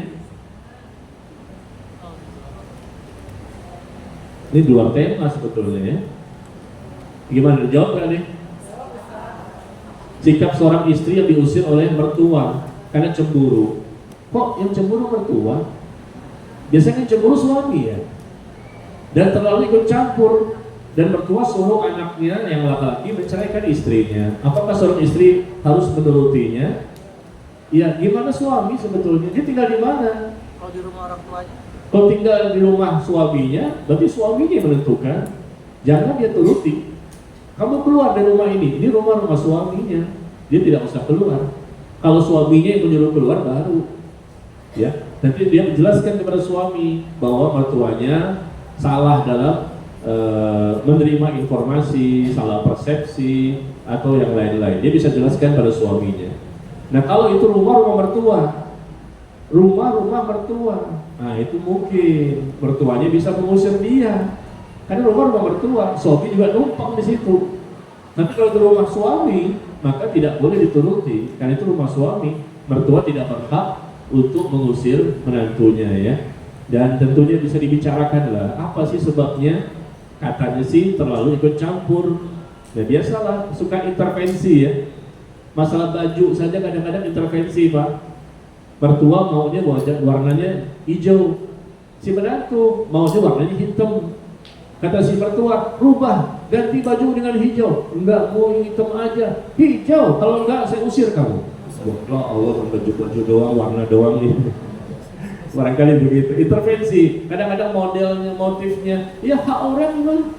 Nggak boleh mertua itu intervensi ya, ngatur-ngatur gitu loh. Dan ini terjadi, memang betul terjadi. Dan pernah ada yang curhat kepada saya, Bapak Ibu, pasangan suami istri yang baru menikah, belum lama menikahnya, hampir bercerai gara-gara mertuanya. Dia tinggal di Bandung, mertuanya di Jakarta.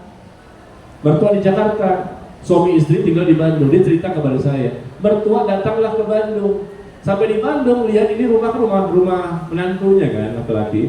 Dia lihat, ini kulkas jangan di sini tempatnya, pindahkan ke sini. Ini jangan di sini, pindahkan ke sini. Oh, kok ngatur-ngatur posisi yang ada di rumah tersebut. Si anaknya kan bingung, ini ibunya sendiri, gimana caranya? Pindahkan ini nggak bagus. Pot bunga ini yang di sini harus di sini, ini nggak bagus posisinya. Suaminya pulang, Bu, apa yang terjadi? Kaget, kok kulkas pindah, pot bunga kok pindah tanpa izin dia, ini rumah dia. Marah betul dia sama istrinya. Kata istrinya, Mas, ini karena ibu yang nyuruh, bukan saya. Kenapa kamu ikuti? Karena saya gak enak sama ibu. Nah, di situ hampir-hampir dia menceraikan istrinya. Dicerita kepada saya, jangan, istri kamu gak salah. Yang salah kan mertua kamu. Itu intervensi, Bu. Ngapain campur-campur? Ikut campur urusan rumah tangga orang lain. Ngasih masukan boleh. Bagusnya sih kayaknya di sini nih, ngomong saja sama menantunya. Baik-baik gitu, pelan-pelan. Ini kan rumah dia ngatur. Tapi si ibu ini pengen ngatur segala-galanya, meskipun bukan rumah dia. Datang ke Bandung ngatur-ngatur, marah si menantunya, ya. Nah, seperti ini terjadi. Kadang-kadang masalah-masalah kecil pun jadi besar. Maka kalau andai kata memang seperti itu, maka si mertuanya jelas salah ya. Maka ibu-ibu kalau menjadi mertua, bapak-bapak ya, sama-sama kita nih, jangan terlalu ikut campur urusan rumah tangga anak kita dan menantu kita, kecuali sekedar memberikan masukan-masukan yang memang sangat dibutuhkan oleh mereka ya.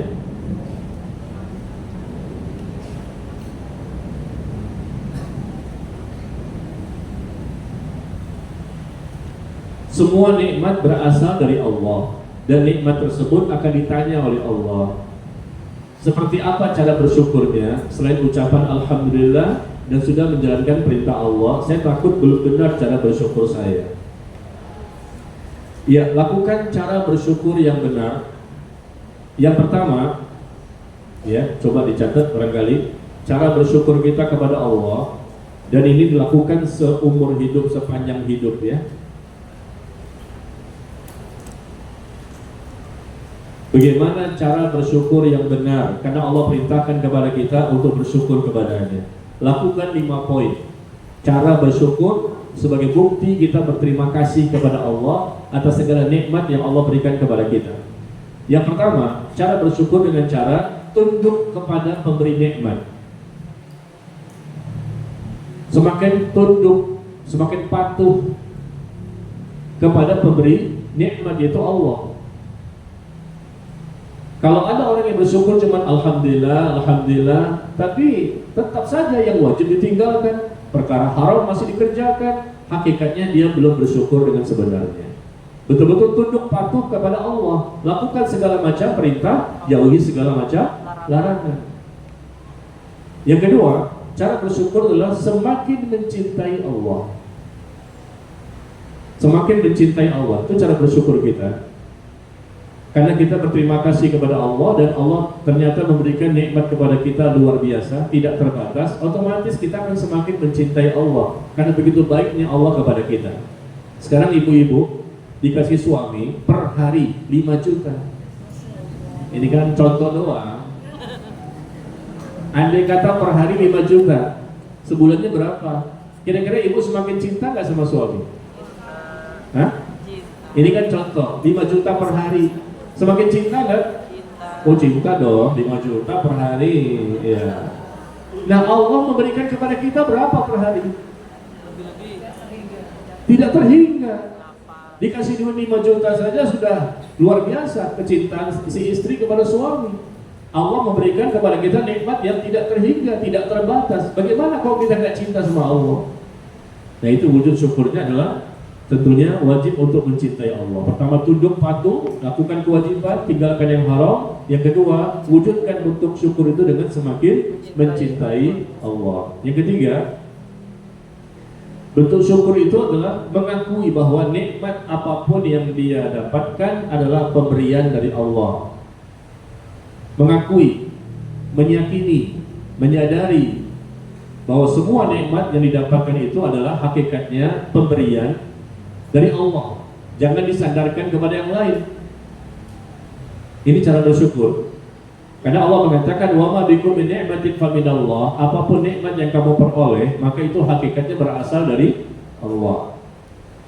Jangan mengatakan dengan kalimat-kalimat bahwa ini semua hasil kerja keras saya, ini hasil pengamatan saya, ini hasil analisa saya, ini hasil orang lain. Enggak boleh. Itu bukan bersyukur. Kalau bersyukur itu betul-betul mengakui bahwa apapun nikmat itu dari Allah. Adapun orang lain itu cuma sebab saja. Kita juga berusaha, itu juga sebab. Kalau Allah nggak takdirkan, nggak bisa kita mendapatkan. Jadi akui semua nikmat itu datang dari Allah. Yang keempat, cara bersyukur dengan menyanjung Allah. Disanjunglah Allah, itu dipuji-puji dengan banyak sekali pujian-pujian. Menyanjung Allah, memuji Allah, memperbanyak ya, alhamdulillah, atau mungkin kalimat-kalimat yang lain. Yang kelima, cara bersyukur adalah dengan menggunakan nikmat tersebut untuk segala kebaikan yang diperintahkan oleh Allah. Yang kelima, yang terakhir, menggunakan nikmat yang Allah berikan ini untuk segala macam kebaikan yang diperintahkan oleh Allah Tabaraka wa Ta'ala. Jangan sampai nikmat itu digunakan untuk kemaksiatan, untuk hal yang sia-sia. Waktu dikasih selama hidup di dunia, jatahnya sudah ada. Waktu itu nikmat. Ternyata waktu itu dihabiskan untuk yang makan, minum, ngobrol, bermain-main, sia-sia, lalai-lalai. Sifatnya hanya mengikuti hawa nafsu. Berarti dia tidak bersyukur. Ya. Gunakan nikmat itu, nikmat apapun, nikmat kesehatan, nikmat waktu, nikmat apapun, gunakan itu untuk segala macam kebaikan yang diperintahkan, yang disyariatkan. Itu cara bersyukur kepada Allah ya. Jadi 5 ini yang mesti kita lakukan seumur hidup. Dan pembagian 5 bentuk syukur ini adalah pembagian yang disebutkan oleh Syekh Abdul Razzaq bin Abdul Muhsin Al-Abbad Hafizahullah Ta'ala, ulama besar di kota Madinah ya. Beliau yang mengatakan 5 pembagian ini. Syekh Abdul Razzaq bin Abdul Muhsin Al-Abbad dalam kitabnya Al-Fawaid Al-Mansurah.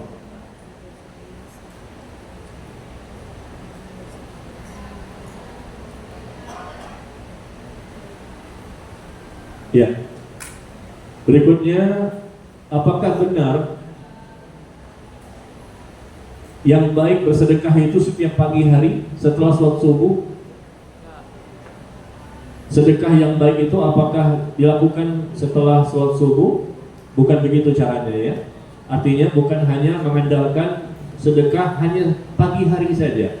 Mau bersedekah kapan saja bisa, pagi, siang, sore, malam. Jangan kita mengkhususkan hanya pagi setelah sholat subuh, pagi setelah sholat subuh. Di waktu-waktu lain kita nggak bersedekah.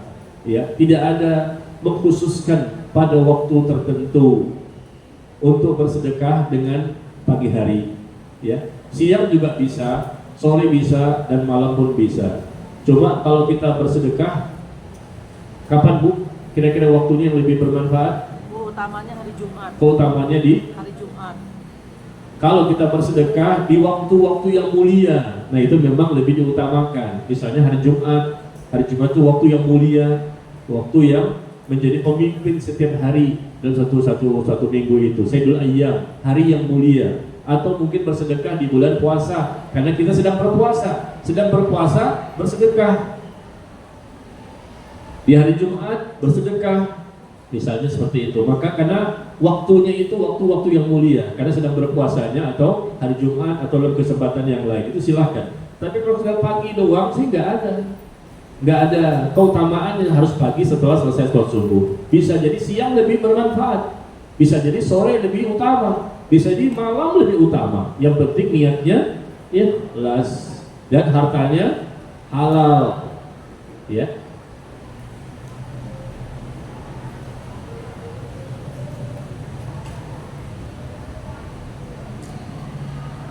Bolehkah kita memberi tanda stabilo pada Al-Quran terjemahan? Al-Quran terjemahan, kita kasih stabilo, boleh nggak? Boleh, nggak masalah ya. Barangkali Bapak dan Ibu ingin mengetahui ayat-ayat tertentu yang mudah untuk diingat, mudah dihafal ya.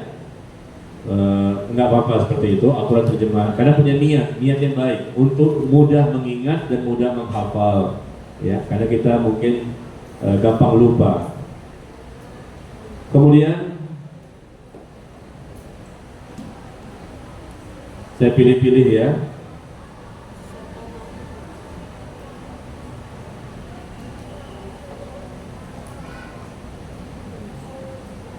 Saya mau bertanya Pak Ustadz, berbisnis usaha tetapi modalnya boleh meminjam ke bank, menaruh barang, haramkah usaha saya? Nggak boleh minjam uang di bank. Saya sudah sampaikan di sini, karena bank itu pasti menerapkan sistem riba. Pinjam 5 juta, kembalinya pasti lebih besar. Itu namanya riba. Riba itu definisinya yang disepakati oleh semua ulama sepakat. Definisi riba, kullu qardin jarra manfa'ah. Setiap pinjaman yang menghasilkan keuntungan namanya riba. Ya, Ibu pinjam 1 juta ke saya katakan, iya oke, 1 juta kembali 1,2 ya, sebulan ya, selisihnya berapa? 200.000. Nah, itu riba. Nggak boleh ada kelebihan. 1 juta kembali 1 juta. Dalam pinjam meminjam. Yang boleh ada kelebihan itu kalau jual beli atau sewa menyewa. Ya, di bank itu kita minjam pasti pengembaliannya tambah sekian persen. Dan kalau terlambat kena penalti. Ya, pasti ada tambahan lagi namanya riba juga. Maka tinggalkan.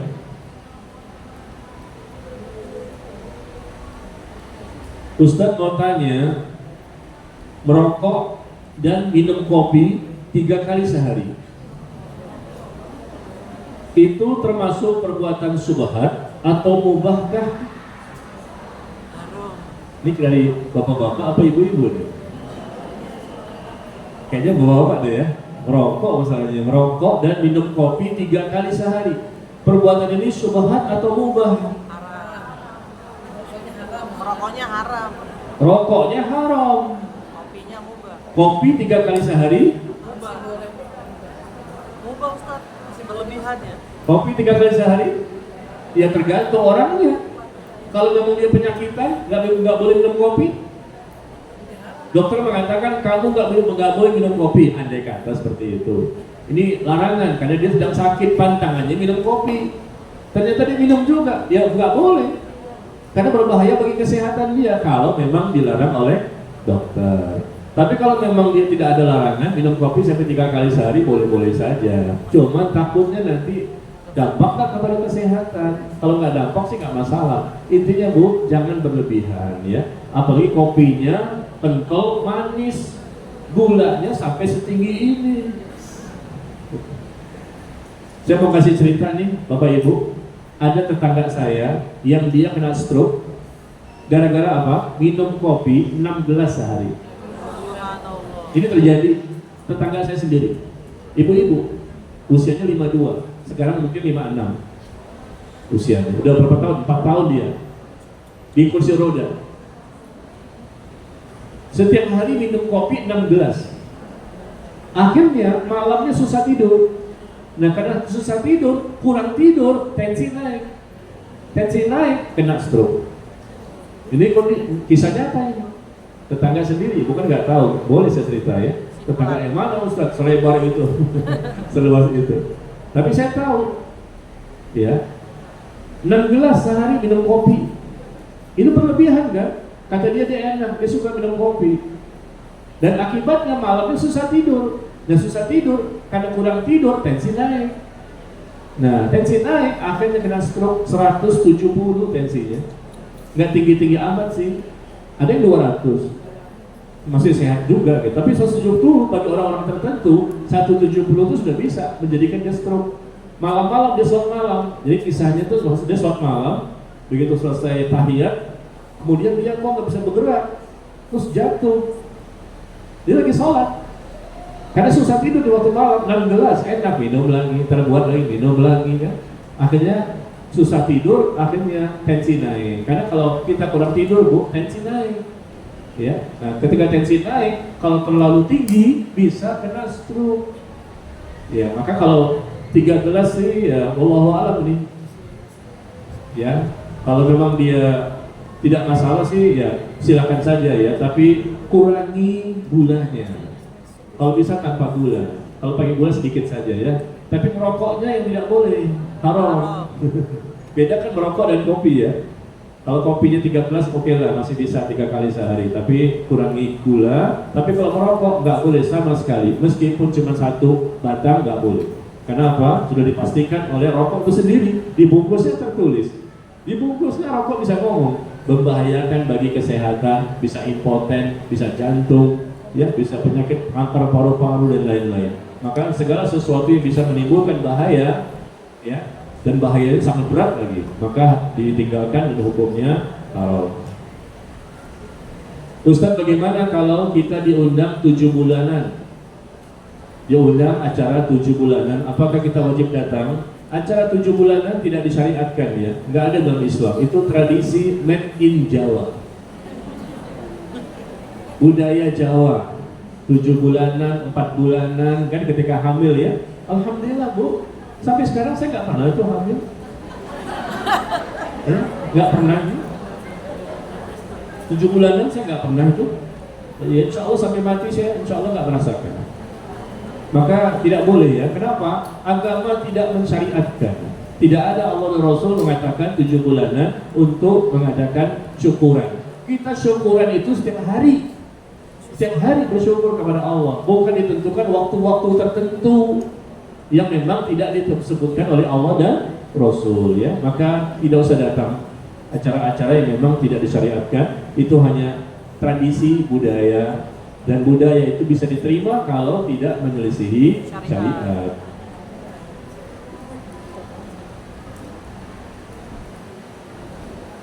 Ustaz, saya mau nanya, suami saya udah berapa bulan ini nganggur, tidak bekerja. Ini curhat ibu-ibu nih. Suami saya udah berapa bulan ini nganggur, tidak bekerja. Berdosa nggak kalau saya minta tolong sama suami pekerjaan rumah seperti nyuci pakaian, nyuci piring, kemudian bersihin rumah, boleh nggak Pak Ustadz? Soalnya saya udah masak dan ngurusin anak, dan biaya kebutuhan sehari-hari makan dan lain-lain pun dari saya. Saya setiap minta tolong kerja rumah, dia marah-marah melulu. Katanya itu pekerjaan perempuan. Berdosa nggak saya sama suami ribut terus Pak Ustadz? Suaminya nggak ada nggak di sini? Ada nggak di sini? Yang mana suaminya? Coba saya kasih hadiah. Ibu nanya ini, coba lihat suaminya ada nggak di sini? Ibu curhat kan? Kalau suaminya ada, saya kasih hadiah. Nggak berani ya? Dia suami ini nganggur tidak bekerja, maka di rumah nggak ada pembantu barangkali, ya kan? Pembantu nggak ada. Kalau di cover semua sama istri kan kesian lah, ya? Babak belur. Babak belur katanya. Soalnya dia sudah masak juga, ngurusin anak juga, biaya kebutuhan sehari-hari, makan dan lain-lain dari istri. Kalau semuanya A sampai Z, dia pegang sama istri ya capek lah. Ya, kecuali kalau punya pembantu di rumah, suami nggak usah ikut bantu seperti ini, nyuci pakaian, nyuci piring, ya, bersihin rumah nggak usah, ya, karena ada pembantu. Tapi ketika istri merasa memang tidak kuat sendirian, banyak sekali pekerjaan rumah tangganya, bahkan dia juga yang membiayai kebutuhan sehari-hari, ngurusin anak juga. Andai kata memang dibutuhkan, boleh sebetulnya ya. Dan suami jangan marah-marah, karena memang pas suami lagi tidak punya pekerjaan, bantulah yang bisa kita lakukan. Ya, untuk meringankan tugas istri, suami membantunya, ya. Karena suami pas punya waktu untuk bisa membantu. Karena semua dipakai semua dipegang sama istri, nyuci pakaian, nyuci piring, ya, bersihin rumah, semua. Anak juga, nyari duit juga, nafkah juga. Waduh. Suaminya ngapain? Main handphone. Ya, jadi boleh-boleh saja. Tinggal dibicarakan saja sebetulnya. Ada komunikasi yang baik, insya Allah ya. Ibu-ibu juga jangan marah-marah. Mohon maaf nih, kadang-kadang nih ibu-ibu nih istri minta tolong sama suami, boleh, cuma caranya kasar. Mungkin itu yang menjadikan suami marah. Mungkin ya.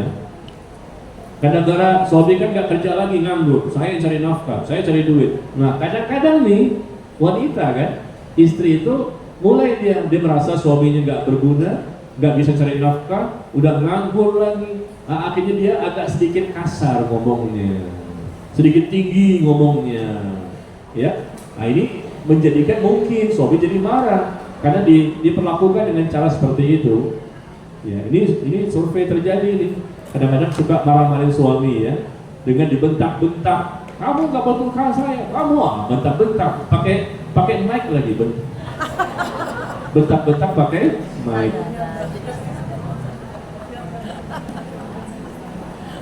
Satu RT tahu tuh. Iya. Sampai jam berapa kita nih? Sampai jam 11. 11 lewat. Udah ada lagi 4 pertanyaan nih ya. Boleh Ustaz, boleh. Boleh Ustaz, tanggung Ustaz.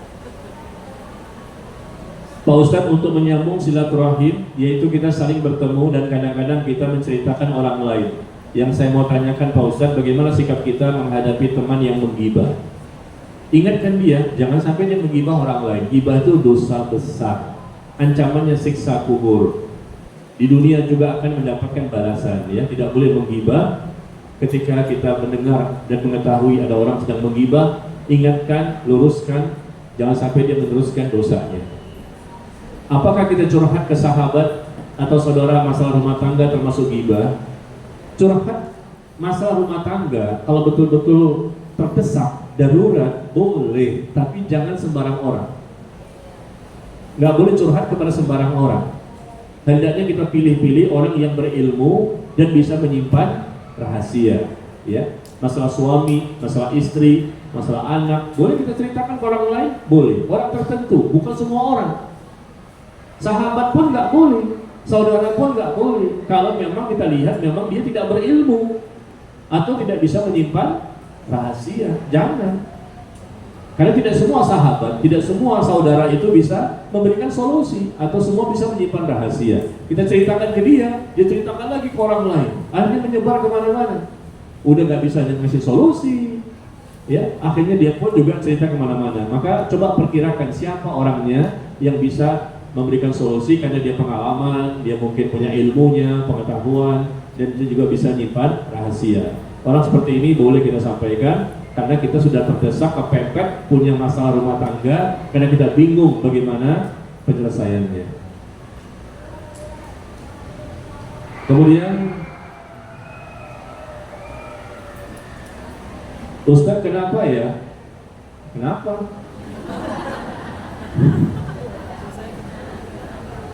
Itu kenapa? Kenapa ya? Ya kenapa? Kenapa sekolah-sekolah sunnah rata-rata mahal? Minta keringanan susah. Kok nanyanya ke saya? Namanya saya capsek. Kenapa sekolah-sekolah sunnah rata-rata mahal? Minta keringanan susah. Karena berdiri Ya, sendiri. curhatnya ke saya. Sekolah itu sekolah siapa? Ya, subhanallah ya. Kita nggak tahu nih sekolah sunnah yang mana. Tapi kalau memang kita bisa diberikan penjelasan oleh mereka, banyaknya pengeluaran yang memang bisa dimaklumi, ya memang sudah wajar gitu ya. Karena mereka punya fasilitas yang banyak, punya guru yang banyak, dan listrik, ya kan? Penggunaan berbagai macam fasilitas yang memang dibutuhkan, dan itu kembali lagi kepada siswa, bukan untuk sekedar memperkaya secara pribadi atau perorangan. Ya, kita bisa bicarakanlah kepada bagian sekolahnya ya. Saya rasa kalau yang Jakarta ya memang agak sedikit mahal karena memang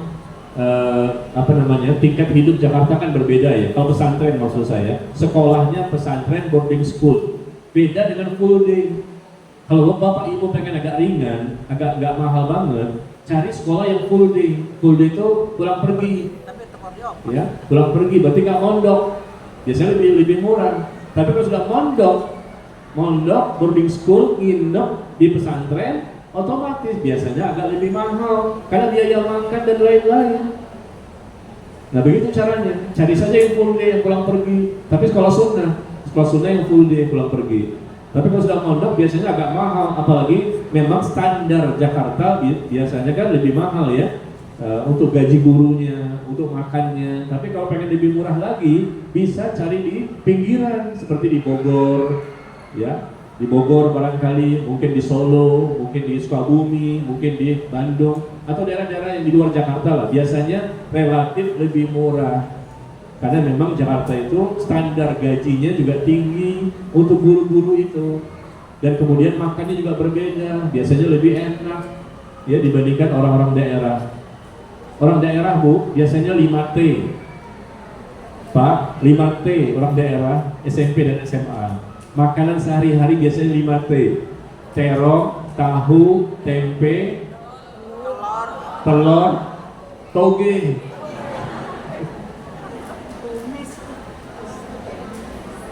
Biasanya nggak jauh-jauh tuh, muter-muter ke situ aja. Tahu, tempe, telur, terong, toge. Jangankan di daerah, Jakarta pun ada. Pesantren-pesantren tertentu yang sunnah itu pun juga ada, tapi memang jarang. Sekarang sudah ada perbaikan. 5 ini biasanya makanan wajib.